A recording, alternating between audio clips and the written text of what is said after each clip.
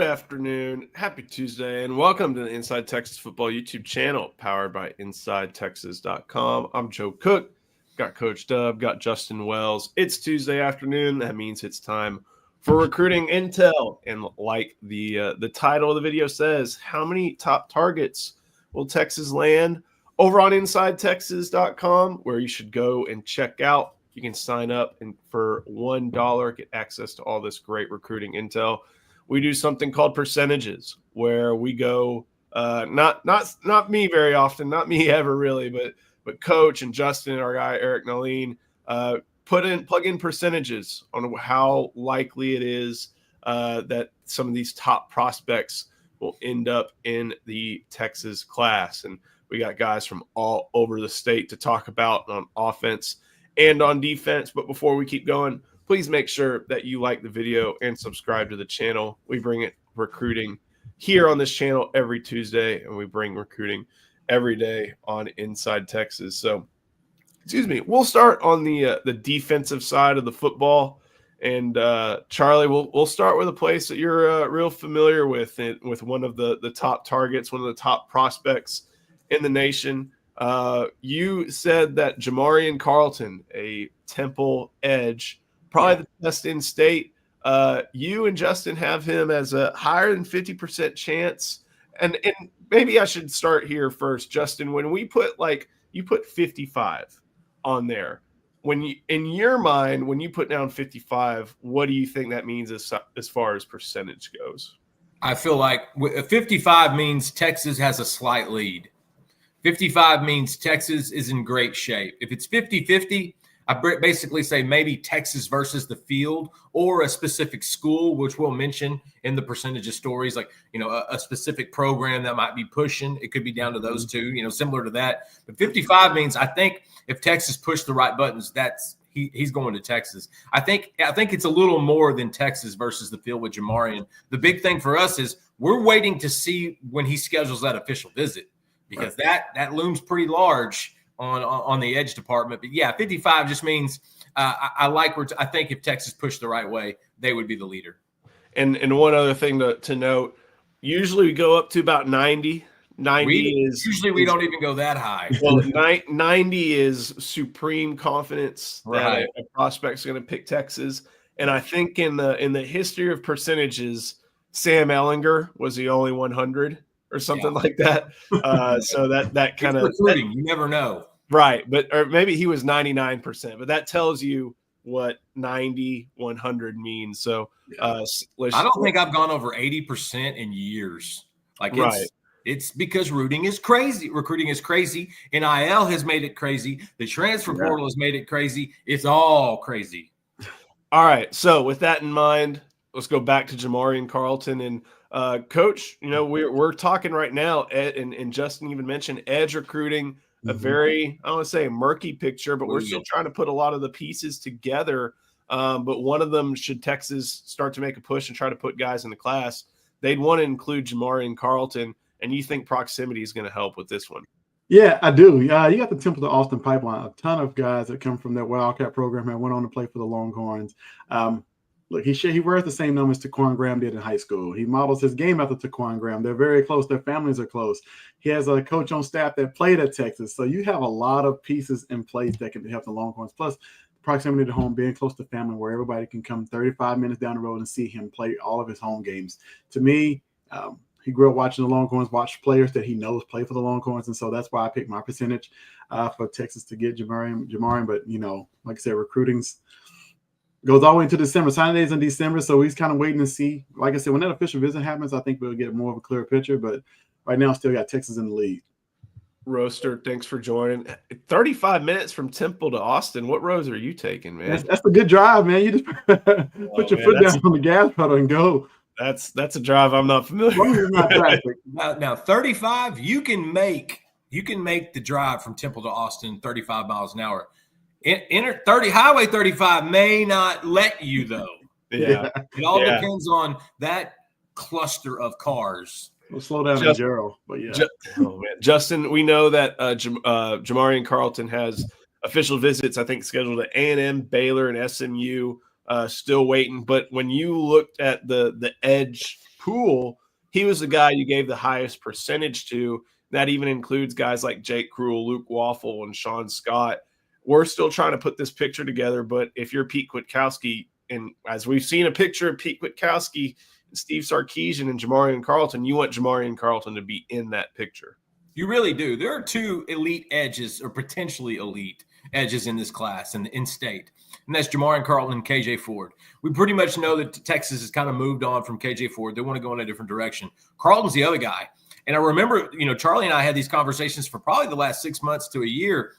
Who's going to be the edge guy they go after? Will it be both? Will it be one or the other? And it seems everything's kind of trending toward Jamarian.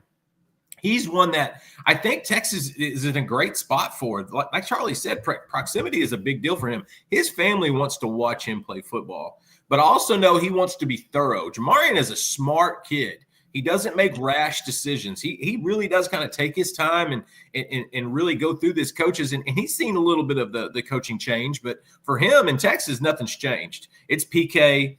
He loves the relationship they built there. And so for in-state guys, look, they look great. They look in a good spot for Luke Waffle. They look for a good spot for Jake Krull. But at the end of the day, like, in-state is in-state. Proximity is close. It might be a 35-minute drive for Coach. It's probably a 45-minute to an hour drive for like a normal person. But that's a lot closer to campus than any other place. It's a lot closer to home. Plus, they can show you what edge recruiting does at Texas. Those guys were fanatical last year at getting to the quarterback. It can show you exactly kind of the recipe for success.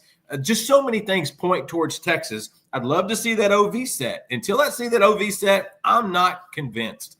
But it's still a little bit early. This year, compared to other years, the official visits were set 6 months in advance, which is completely abnormal. Yeah. And so I think Carlton's just taking his time. Once he gets that OV locked in, I'd probably have an RPM for Texas. But that's where we're at right now. We don't know exactly what the difference is there. We'll move to defensive line, and the guy far and away that y'all think has the best chance of ending up in the class, Justin, between the both of y'all. Both, I think this is the highest percentage on the defensive side of the ball for both y'all. Jamian Winfield, a move-in Mississippi native, now playing at Richardson, and both y'all like Texas' chances and Kenny Baker's chances to sign a really talented physical prospect. Texas, Charlie's been all over this. Look, Jamian Winfield's the top in-state guy. They absolutely love him, and for great reason. And this is another cycle, just like last year, where Texas is going to have to go out of state to get the 3 or 4 guys that they really want.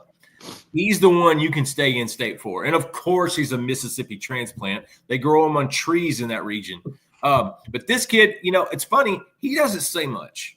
And I don't think he's really into the recruiting process either. I think this has all come at him full blast. I think he's trying to really compartmentalize things and slow things down. His mom does a tremendous job of building relationship with coaches and things of that sort. But that's Texas' number one target. I love where Texas sits with him right now. I think Texas is the team to beat. I believe I even put in an RPM not too much longer, maybe a month ago or whatever, for Texas to land him. Again, Charlie's been on that one a lot closer than I have, but sources close to Texas, especially in that D-line room, they just rave over Jamian Winfield. If there was a kid that could have moved in 2 hours from campus and worked out better, it's Jamian Winfield. He is phenomenal, and his stock is only going to rise. His recruiting rankings are only going to rise, and I think there's other schools trying to get into the mix. But, man, I think it's Texas against the field. What type of cars do y'all have that has Richardson being a 2-hour drive from Austin, Texas? Okay. Just because you're the oldest 30-something-year-old person I've ever met doesn't mean you got to drive like a grandpa. If you'll put it in gear and put it about 80, 85 and hit 35, man, you can get it. That speed limit's fast enough. Charlie, with a lot of guys who move from out of state, no matter what state it may be from, they often have some ties back to where they live and maybe even consider, going back. Doesn't seem like that's a high likelihood here with Jamian Winfield.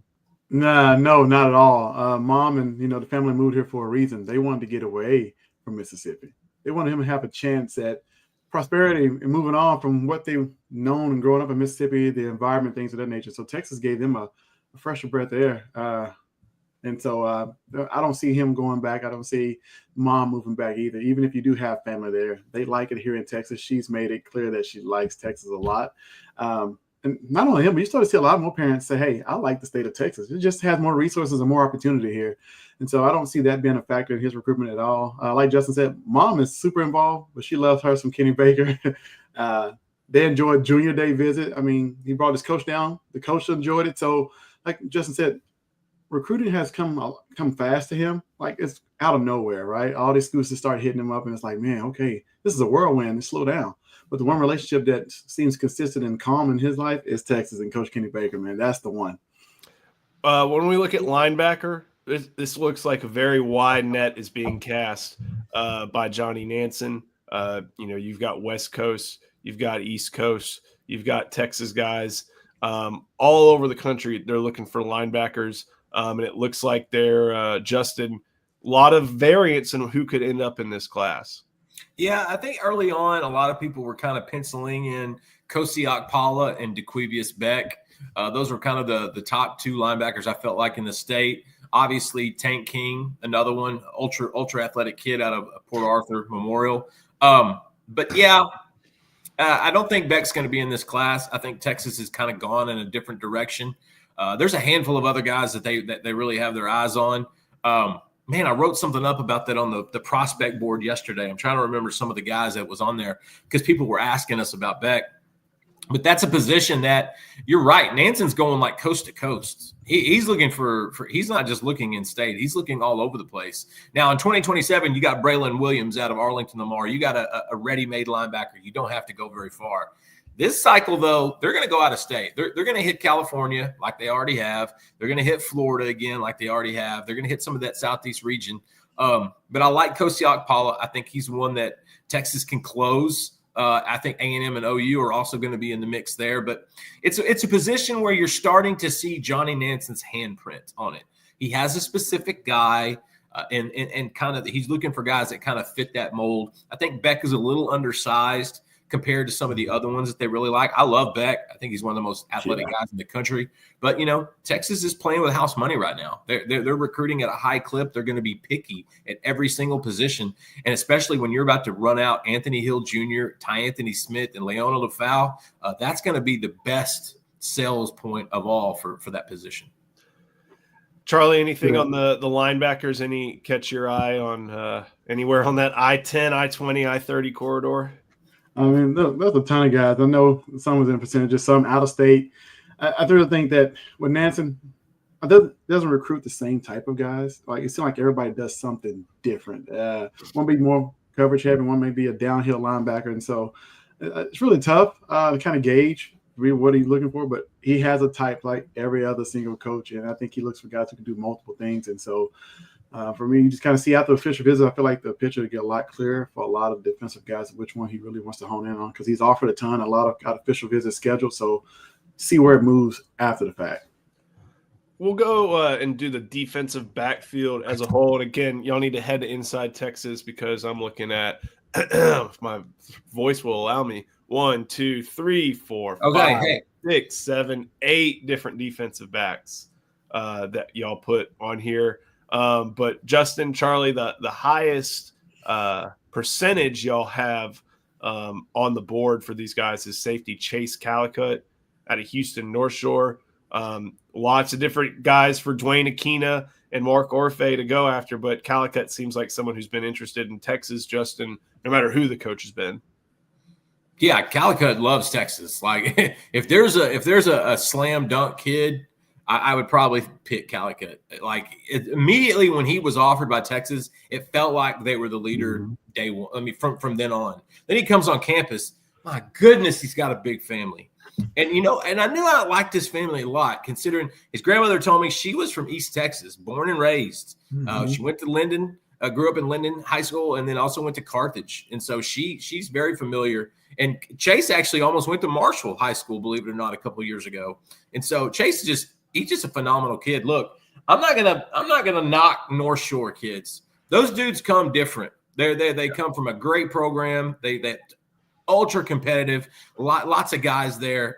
And Calcutt, he's got that prototypical size. He's long. He's rangy. He's definitely got some mass, a body to put on some functional mass. I'm just a big fan of Calcutt. Honest to God, I'm surprised I haven't put in an RPM for him yet. I just don't know it as well. But with him, it just feels like Texas is far and away the leader there. Charlie, one of the guys you had a high percentage for is Jermaine Bishop out of Willis, and that's someone who's got some athletic bloodlines. You think that Texas has been in a good spot ever since he made a junior day visit? Yeah. I think after junior day, I felt good about Bishop in Texas, and then with change of coaches in the secondary, you never know how things will change with a kid, but I think he has a relationship with the entire staff, right? Because he's recruited. They're recruiting him at 2 spots, right? So he already has a relationship still with coaches on staff. He loves Jackson. I don't think he really wavered as much, right? Especially when you bring in Dwayne Akina, it's like, okay, here we go. So for me, I feel like Texas is still in a good spot just because he has a relationship with more than just defensive back coaches. He has a relationship with the offensive staff as well, who continues to recruit him. So I think Texas sits in a good spot. Any other defensive backs y'all think deserve mention? I think Jalen Lott is the one at top of mind for everybody. Jalen Lott, Samari Matthews, I think is a guy that is going to wind up in this class. I think so. I mean, he's the Santana Wilson of this cycle. Texas comes knocking. He's not really interested in the area schools. Winds up going to Texas. I like that one. I want to piggyback real quick on the linebacker question because all I gave you was Kosiak Pala. Hey, I can't say this kid's name. The Georgetown Eastview linebacker that's committed to Tyson. Yeah, Tyson something. Yeah, Tyson. On. Yeah, Ejaiwoko. Ejaiwoko. Yeah, I love him. I think Texas really likes him. He was at junior day. That's another linebacker to watch.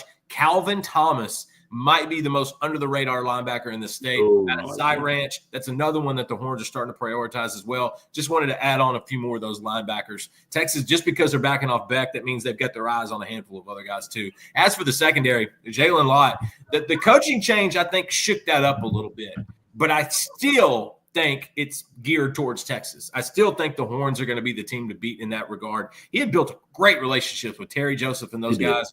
But that's also been a all-staff kind of deal. Steve Sarkisian's been involved as well. So defensive back recruiting, even with the change of 2 coaches, it seems to be still going pretty smooth. But we're starting to learn more about their big board. Every day we're learning more and more about their big board, especially like a Jet Washington, who's going to try to get in ultra, like number 2 or number 3 safety in the country, trying to get him in out of Las Vegas. They're going to have some fun there. Before we keep going, and we got a lot of questions to get to, got to show some love to our sponsor today. That is Rhoback. There's only one way to describe Rhoback: best fit, best feel. For those who aren't familiar with Rhoback, they are completely changing the game with their incredibly comfortable activewear. Rhoback has released so many items within their new licensed game day collection, and it's our favorite. With novel polo designs and clean hoodie and Q-zip designs from some of your favorite schools like Texas, is definitely worth checking out. Nobody else on the market is pairing these level of custom designs with this quality of activewear. Rhoback's everyday shorts or their Delta Performance pants are the perfect pairing as well. Both are super comfortable, have an elastic waistband, and great fabric that's made to have the appearance of a nice short look, but the comfort for a day on the move. Rhoback has also been proudly leading the NIL charge, having signed partnerships with multiple college football stars like Quinn Ewers. They are becoming the go-to brand for college athletes across the country. Use the code TEXAS20 on Rhoback.com for a generous 20% off for all new customers through the end of this week. That's RHOBACK.com and 20% off all performance polos, shorts, and more with Texas20. All right. Got a few different good questions to get to. Z Hawley got a lot of great ones. Seems like we're casting a nationwide net on defense for 2026. Where does that put someone like KJ Ford from Duncanville? Charlie or Justin? Whoever wants. I'll get the Derek Cooper stuff. All right, Charlie. Also with KJ Ford, I think his eyes are looking elsewhere as well. This kid has been recruited for a long time, and some schools from outside the state really coming hard at them and have for a while. And I think you look at Texas, they're recruiting nationally. They're not just recruiting regionally. So you can't just put your eggs in one basket and say, hey, let me go get the next so-called maybe Colin Simmons from Duncanville. But, hats off to him. If he wants to go, and look, around at other schools, I think Texas should say, okay, well, we don't have to put our eggs in one basket and stick to Duncanville, stick to Texas kids when we have footprints and relationships and pipelines throughout the Southeast, right, and where the guys are. And if you look at some of those guys on the edge and the trenches on the defensive side, the guys outside the state, there's not many in state that look like grown men. Out of state, you got a bunch of dudes. And so I think that's where KJ Ford is. It's kind of maybe lower on the board because I don't think Texas is high on his board. 2026 isn't when they started casting a wider net on the defense. They've been doing that for the last 2 years. This last cycle, they didn't sign one guy in state on the D-line. Sharma, Charles, Justice Terry. Like, they're going nationwide for the last 2 seasons. That's not going to stop. That didn't just happen in 2026. That's been Sark's MO since like 2022. This one from Z Holly again. You brought a bunch of good questions, so we're going to get to him. Any intel on the DB out of Arizona? I think that's Cameron Hamiel.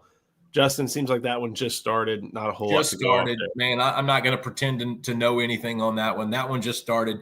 Doing some digging on that new guy. He's one that we're going to pay attention to. But yeah, I don't know much about him yet. And then one more portal one. From Kenny Joe. Should Texas go after another running back in the portal due to questions surrounding Clark and Baxter? The thing is, Tashard Choice was like, no, we're good. Yeah. But Tashard Choice is now coaching the Detroit Lions and coaching Jahmyr Gibbs. So we will have, spring practice, and that means Chad Scott, Steve Sarkisian, everybody involved. They're going to have spring practice. I don't think you're going to see much from Clark or Baxter during spring, just because, you got a ligament injury with Baxter. You've got Achilles injury with Clark. So it's going to be opportunities for Trey Wisner, for Jarrett Gibson, Ricky Stewart Jr., James Simon. Those guys are going to have opportunities.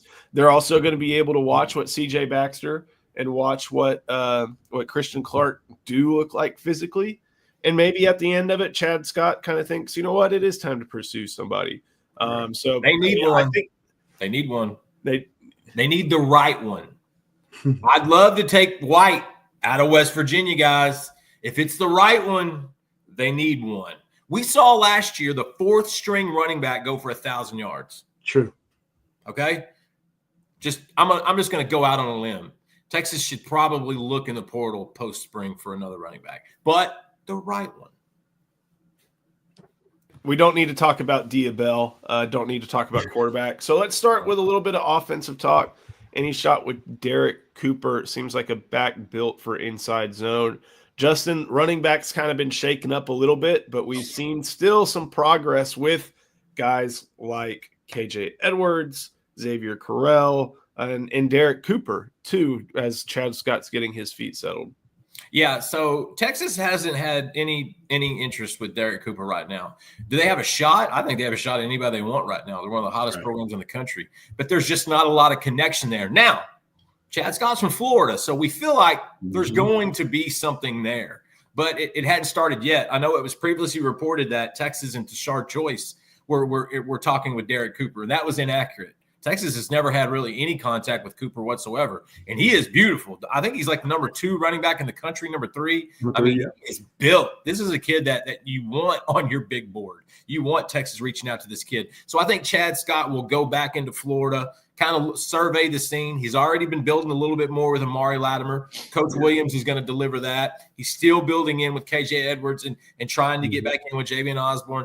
Xavier Crowell is definitely numero 1 or 2 on that big board as well. Yeah. Right now, Derek Cooper, he makes sense, but we need Texas. We talk about it a lot. We need Texas to actually act on it. Going down the running backs, Justin, I'm going to take away Carthage from you. I'm going to give him to Charlie. No.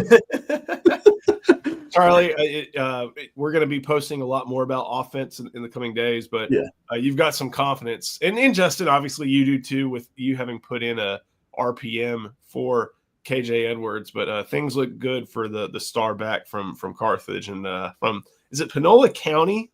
Is that what it is? There we go. Oh, look at Joe. For me, I feel like Texas has always been the school. It's been the choice. It's been the one he wants.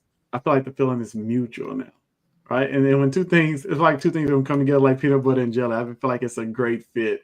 Man, the speed out of East Texas, any East Texas kid into Texas, to me, is golden, right? Just a different breed of kid for me. So I feel confident about it. Like I said, Justin has RPM for it, but I feel like it's just a perfect match because they both are interested in each other very, very much. And so I feel like that's why I had such a confidence in my percentage pick.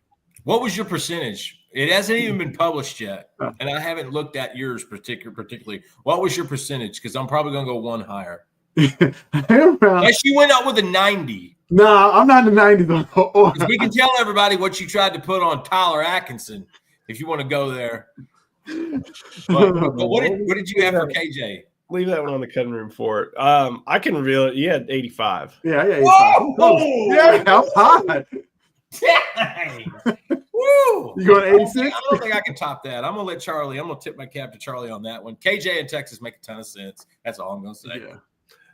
Moving to wide receiver, it seems like there is one guy within the state that we know Texas really has its sights on, that being Caden Finley. But then again, spreading the net, trying to go to modern day where Chris Jackson's well liked, trying to go back to Louisiana, trying to go all over the Southeast. Back to Florida. Yeah. But I think, the in-state recruitment to watch, Justin, definitely feels like it's Caden Finley's.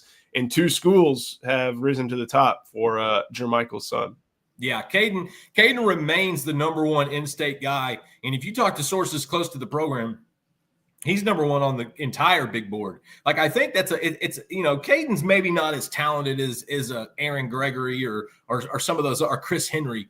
But, man, the kid is a ball player. He is an athlete. He has incredible genes. He's an incredible competitor. Notre Dame is begging for him right now. And Texas is making sure he knows he's a priority. I believe Texas gets the last OV. I believe it's June 20th through the 22nd, if I remember correctly. I think Dia Bell is going to try to come in for that weekend as well. In-state, here's the thing about Texas in-state. There's probably 4 or 5 wide receivers Texas could push for that will wind up being really good college receivers. But they're picky. They're particular. They want a certain guy at certain spots. They love Jabari Mack. They love Aaron Gregory. Those guys don't reside in the Lone Star State. So they're going out and trying to get the best they can. Plus, with Chris Jackson being from modern day, Caden Dixon-Wyatt's definitely going to be on the board. And Chris Henry is a no-brainer, numbers buster you take at any moment in time, because he's probably the best top-to-bottom prospect in the entire country, regardless of class. Yeah, Caden Finley in Texas look really good, but you're going to have to fight off Marcus Freeman. Look, Notre Dame has sold him on being the more athletic Jaden Greathouse. He's listening to that. But still, there's something there. It's similar to Jalen Lott. No matter what's going on in the recruitment, I feel like there's a magnet that's sort of drawing him to Austin with all the other ancillary stuff that's involved. And so I like Caden in Texas right now, but it's not over. Jackson and Sark and those guys, they're going to have their hands full to make sure they procure that signature. Without, I don't even think we need to go into too much detail on this one, but just be like, yeah, you're right, Z Hawley. Absolutely correct. No, he did. That's exactly. Yeah, Z Hawley's been on his game today. Yeah, that's exactly what happened. Look, I love Ethan Feaster. Okay, we all do. Yeah. Tremendous young talent. Okay, he's 15 years old. He'll be 16 on a college campus. Maybe we're doing this a little too soon. And him and his family know so much better than we do. His coaches, they all know so much more than we do what's best for him. He's so mature. I'll give you that. The kid is ultra mature, acts like an adult, makes great decisions. He definitely enjoys the process. I feel like he's enjoyed it a little bit more lately than he has before. Texas is still in the mix. Texas and his father and Chris Jackson talk on a regular basis. Texas is in the mix. He'll be on campus in, early April, maybe late March, early April. He's going to make a 2-day trip to Austin to see what it's all about. But people had a lot of angst with him not scheduling an OV. Well, if he's in the 2026 cycle now, he's going up against the Aaron Gregorys and the Jabari Macks. Those guys have a year on him, not just in age, but in experience, in recruiting prowess, in all of those things. And so you still take a chance on an Ethan Feaster. You still make that chance. But once if he's 2027, he's the number one on the board, bar none. But he's so young right now. I think it makes it hard because these coaches want to project what the kids are going to look like in 2 years and 3 years and 4 years. You're trying to project what this kid's going to look like in 9 months. Yeah. And to me, I felt like it's just rushed. A lot of this is rushed. Have you noticed the rash of 2027 top guys that have reclassified in 2026? The number one underlying factor of all those decisions, they get paid a year earlier with NIL. And I'm afraid that's the motivation with some of these. Some of these kids are ready. Zealous Hicks was old for his age. He was ready for it. Some of these kids are barely in high school and thinking about doing this. And I think Texas is like, well, maybe we should pump the brakes. And don't forget, Brian Hartline told Boobie Feaster, don't do this. You should not be doing this. You should be going through the process organically. You should be there's more in high school to grow than to just jump into high school. Give Coach Hartline a bunch of credit for being honest with him. That's one of those things where this is where you see state politics kind of crossing into the sports world. 100%. Texas is not going to be a state that allows high school NIL. Nope. Just is not. And so if you go to a high school in the DFW Metroplex, well, you're going to try to your fastest way to NIL is to get out of high school a year earlier. Texas just had a quarterback that did the same exact thing. So they just had their starting quarterback did the exact same thing Boobie Feaster's doing. Hey, let's get a jump on that NIL. Right. Let's get a jump on that NFL rookie contract. Mark Bowen, Mr. David Rawls is ready. Yeah, he's different. Mark Bowen was born ready. Some of these guys that are reclassifying, Crowell, Bowen, those dudes are ready. Okay, physically, they're ready. Some of these other guys, they're not physically there yet. They're going to be there. Ethan's 6'1", about 175, 180 pounds. He's going to get there. It's just going to take a little bit more time. Don't rush the process. Let's talk a little bit about tight end. That's a position where Charlie, when looking at your top percentages, the guy you had Mark Bowman, as David Rawls mentioned, as the guy you have with the best percentage. A lot of that has to do with the fact that he's from Mater Dei, but Texas is looking at Caden Prothro, I think from Georgia, Mark Bowman, Luke Sorensen, who's Luke is an underrated dog, guy. He is. Definitely. If you're taking two in this cycle, you want a Luke Sorensen in this class. But what does Mark Bowman have, and what do you think Texas has right now that's really upped their chances to land him? The biggest thing is you got opportunity. If you look at what Texas currently has going, they like big guys. He can come in and play, right? He has the size, the physicality, all that. But you have the relationships the amount of day. Not only is Chris Jackson, Steve Sarkisian there, Jeff Banks is originally from California. He has ties there. Upland, shout out Upland, California. So that's going to be your tight ends coach, right? And so for me, it's just the relationships really matter. You got the pipeline already there. It's proven. Come from California, you can ball in Texas. And so I think that's why I chose what I chose as far as percentage and picking it, making it so high, is just because the relationships matter at the end of the day. And look at the track record. Jatavian Sanders, my guy Granahan, look at the usage of the tight ends and what they produce at Texas. To me, that just stands out more than anything. But Andrew Beck is still in the league. Andrew Beck is still in the league. You're right. Jeff Swain just stopped playing in the league. Swain, wow. I mean, are we talking tight end you? I don't know. So you got a lot of things going for Texas with that. And that tight end from Montana is an NFL-looking tight end if I've ever seen one in my life. That kid looks like he's a 4-year starter at Iowa top tight end. They want two in this cycle. I think they're going to get Bowman. I don't know who the other dude's going to be, but man, get Mark and just you're set. You're set. Last but not least, we will go with the offensive line. There are two in state. There are about 5 or 6 in state that we know the Longhorns have the most interest in. They're having a lot of talks with some guys out of state, but the offensive line board seems to start and end with Felix Ojo and John Turntine. And looks like Texas, in Charlie's eyes, is in great position for both those guys. Look, when I start with Turntine, when the dust settles, I feel like it's going to be Texas. I know he's going to visit other schools and talking to other schools now. Me and Justin talked yesterday. For a whole year, it's all been about Turntine in Texas, nobody else, right? So, yeah, let him enjoy the recruiting process and go see other schools and talk to other schools. But when the dust settles, I feel like it's going to be Texas. You got a lot of things going. Sister goes to Houston Tillotson, right?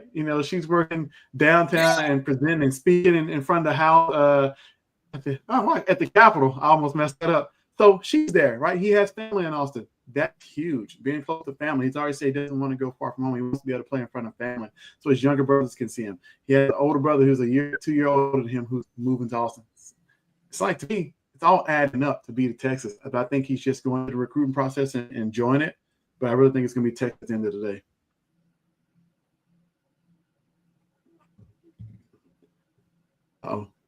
Oh, it happened finally. When you have a coughing fit, you don't want everybody to hear it. Let's talk about guys who aren't Ojo, who aren't Turntine. Where do you think Texas really has a good chance, or which guys do you think Texas has a strong chance for outside of those two in the 2026 class? Is that for me or Coach? To you. Oh, that was for me. Okay. I think those are your two. Those are your two in-state tackles. They've already got Max Wright. He's a guy that can play tackle and guard. Samuel Roseboro, kid out of Clearwater, Florida. That's a kid that he's one that's, he's got family in Austin. He's got a connection there. If Texas doesn't get both of those 5-star tackles, he's one that could be in that conversation. And then there's a ton of guys that can play inside and out. Toa Katoa is another one that I think winds up in this class. Nicholas Robertson out of Spring, I think he's one that could potentially end up in this class. Texas has done a great job kind of solidifying those O-linemen that they like. Now, they've gone out of state and extended a ton of offers and invites to spring visits to a lot of these offensive linemen. But understand, the in-state guys are the priorities. The in-state tackles are the priorities. Those are the guys. This is Texas just being thorough. So any guys that might be prospects that are in-state, look, Texas is just being thorough. They just want to make sure they've got everything taken care of. They're going to focus on in-state because in-state's so good in this cycle on the offensive line. And 2027 could be as good or better, especially at the tackle position. They're not going to have to go too far, but they're Texas. They're still going to look. They still got a couple kids from California that are going to come in for officials. You got another one from Ohio that's going to come in for an official. You got one, I believe, is a couple in Florida that are going to come in for officials. And so Texas is just being vigilant at the end of the day. But the in-state guys, those are the ones they really want. The Turntines, the Ojos, the Katoas. Those are the ones that are really, really the priorities. Last but certainly not least, kicker. Gaston Gramatica. There we go. Easy. Automatica. If we're putting a percentage there, I bet I would put him at 45 because he's a South Florida kid. His brother goes to South Florida, and it's tough to not play with family. But right now, his offers are Texas, North Carolina, South Florida, and West Georgia. And so lots of different things going on there. Do you really stay in Tampa when you have a chance to go to Austin? I don't know. We'll have to see. That's what a family decision. I just know Texas has zeroed in on this guy. I like their shot. I like their chances. I'll go 45, but I'll be willing to. You're the specialist, so we have to piggyback off yours. Hey, there are great kickers within the state, including one at a good high school in Houston. Maybe he wants to follow Michael Kern. Maybe. But we know that Jeff Banks went and saw him. I think went and saw him kick live. In fact, when he got the offer in February, I have the offer story up, and the picture has Banks with Gramatica. So if he can overcome the brother, then I think there's a good chance Gramatica ends up in the class because Will Stone's graduating. And Bert Auburn is running out of eligibility. I'm going to do the favorite thing that every single recruiting reporter loves to answer. Will we get a public commitment anytime soon? Justin, I feel like this one we have a chance to see some. I don't think there's anybody that we're kind of waiting on. But when these guys have opportunities to come to Austin, get in front of the coaches, and sometimes get caught up in the excitement, it's that FaceTime that gives them the opportunity and the license almost to commit more often if they're just sitting at home and it's like, oh, yeah, hey, Sark, do that type of thing. Here's the thing. David, sure, the Texas could get a public commit anytime soon. But here's the problem with that. They're not pushing for any public commitments anytime soon. That's the big difference in Texas and most other schools. You've got some schools that try to rack up commitments early in the cycle. Texas A&M has been big on that this year. Clemson has gotten hot. They've been big on that this year, kind of pushing guys. But Sark doesn't do that. And so it would have to be like a no-brainer take that's just decided to shut it down, and he wants to go to Texas. If Felix Ojo shows up for a spring practice and he's like, okay, I'm done. I've seen everything I want to see. I'm ready to commit. Buddy Sark's going to take it and dance a jig outside. I mean, that's happening. But for other guys, Texas is in a great spot with some of these guys. Look, this junior day, last junior day, and even the junior day before that, there were a handful of kids that tried to commit, but Texas wasn't ready. They're not going to take a kid too early, especially when they know they can turn it up in November and December, and they can take that time from then to now to get more evaluations, to get better, to get to know the kid better, to see other kids at other positions, to see if they're growing and moving up and down the board. Sark is never in a hurry when it comes to recruiting. He just signed a #1 class with this type of mentality. They're even more so in this cycle. Could they get a commit anytime soon? Absolutely. When they bring all those kids onto campus in March and April, what was it last year? Spring practice, Ricky Stewart's like, dude, I'm done. I'm going to go ahead and commit. You could have one of those guys. I wouldn't be surprised if you see one or two of those pop up in the next month or so. But overall, just understand Sark's not really pushing for that. And so at the end of the day, they really want them to take their time so Texas can take their time. Good. There we go. The February, March, April. So guys who committed basically before their spring visits. Ricky Stewart, Bo Barnes, Jackson Christian, and then you could throw the Colemans and James Simon in there. Everybody else kind of did it on the heels of their official visits. Those guys all visited in the spring. We know Jackson Christian did. The Barnes had been to Texas a number of times. Ricky Stewart had obviously been to Texas on a number of occasions. Pretty sure Barnes committed on a day when we saw him and we didn't realize it. I think, it was at Skyline. So everybody else, James Simon was kind of the mark of, that was at that On3 Elite Series. Everybody else kind of came after their official visits, starting with Caleb Chester, then Aragbo, Cunningham, Townsend, Sharma, recommitting. Lockett, Nick Brooks, Jonah Williams, all these different guys. They waited till the after. So you just don't see a lot of prospects sign up before their official visits, and you don't see Texas see Texas let those guys commit before their official visits. Justin, can you tell people where to go and what to do when watching this video before I cough? Absolutely. Come to the Inside Texas Football YouTube channel. Please come see us. Give us a like. Subscribe to the channel. Help us build this thing. This thing is a monster that continues to grow. Come see us. Also, come see us at InsideTexas.com. We are absolutely having a great time there right now. We're building out more and more percentages. We got some more of that stuff coming up. We got more interviews we posted today. Charlie and I both have new stuff up on some new out-of-state wide receivers and an in-state guy that Texas got their eye on. Dude, there's a ton of stuff going up. We got basketball. We're talking Rodney Terry. We're talking maybe a hot list. There's so much stuff. And then you got baseball, who's on a 13-game winning streak, Joe, I think. Yeah. Evan's going to have some stuff up today. Evan will have some stuff on that. Come see us at InsideTexas.com. It really is the best time to come hang out and get a dose. Couldn't have said it better myself. Thank you for watching. We'll see you next time.